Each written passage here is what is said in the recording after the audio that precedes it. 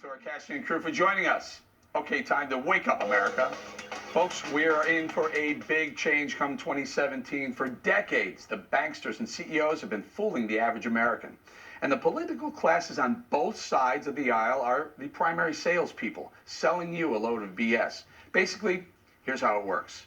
We've been told globalization is the way, the truth, the economic light going forward, and they called it progress. But globalization was allowing our corporate CEOs to export jobs, American jobs, to lands of cheap labor. That left massive numbers of unemployed people who either left the workforce or began to rely on various welfare programs to subsist. And government greased the system with free money from the Fed. The banksters got massive amounts of wealth dumped into their laps.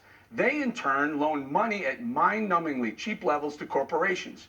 Corporate CEOs got rich.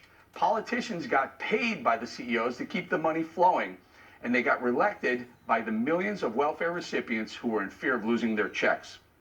Effectively, a closed-end ecosystem of cronyism and legalized corruption. But in any system, someone has to pick up the tab or take out the garbage or clean the restrooms. That someone was the American worker. The globalist bankers were flushing cash while the average American's wages haven't budged in over a decade. Enter Donald Trump. The enemy of globalism is nationalism, and the army needed to defeat globalism is populism.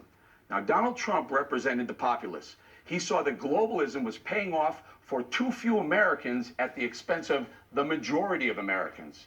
Trump promised to break our globalist trade deals. He's negotiating with American companies to keep their jobs right here in America, and he's not going to be easy. It's going to be a long struggle, and change is on its way. I'm expecting some chaos. We all should, as we redefine our economic policy. But with Ford, Carrier, and now Apple looking to bring its iPhone assembly plants back to the U.S., so far it seems to be working. Oh, and the man isn't even president yet. One final note, banksters beware. The globalization dragon, well, her flame is being extinguished. Bigly. Have a great weekend, everybody.